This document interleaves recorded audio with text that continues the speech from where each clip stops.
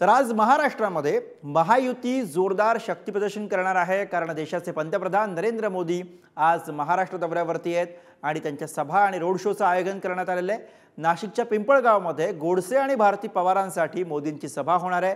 त्यानंतर कल्याणमध्ये श्रीकांत शिंदेंच्या प्रचारासाठी मोदी सभा घेतील आणि नंतर संध्याकाळी मोदींचा घाटकोपरमध्ये रोड शो पार पडणार आहे। तर नाशिक कल्याणमध्ये नरेंद्र मोदी यांच्या सभा आणि घाटकोपरमध्ये संध्याकाळी मोदींचा रोड शो होणार आहे।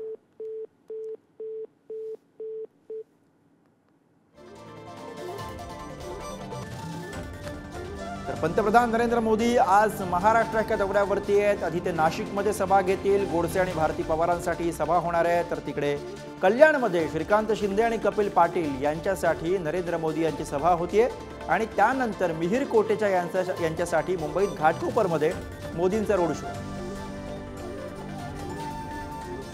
तर